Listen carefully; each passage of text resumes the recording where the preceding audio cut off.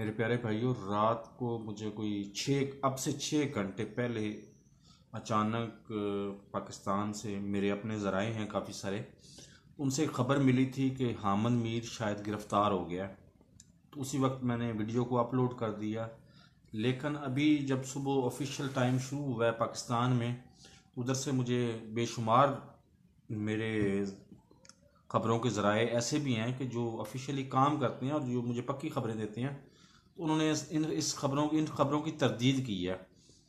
तो बहुत अच्छी बात है। पाकिस्तान में अगर वो इस तरह से मतलब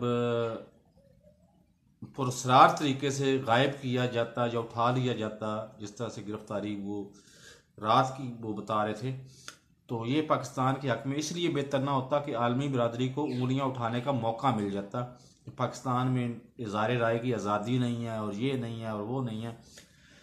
इसी तरह से एक बात मैं और फिर दोहराना चाहता हूँ कि हामिद मीर का मामला इतना सिंपल नहीं है।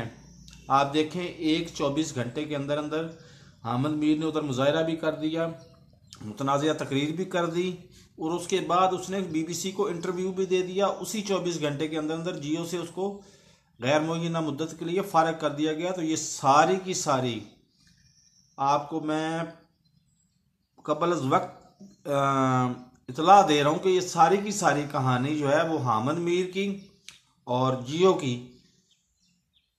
खुद प्लान किया हुआ ये ड्रामा है।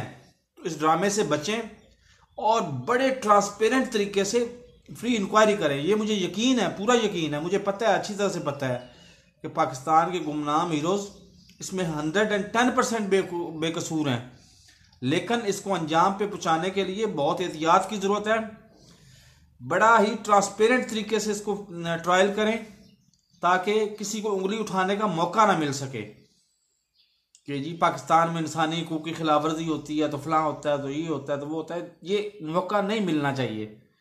और इस केस को अगर आपने डील ना किया और इसको लाइट लिया, तो आप इमरान खान साहब, मैं आपसे डायरेक्ट आपसे मुखातब हूँ कि ये हामिद मीर आपके मुकाबले में खड़ा हो जाएगा, आपके स्टैंडर्ड का आपके मुकाबले में खड़ा हो जाएगा।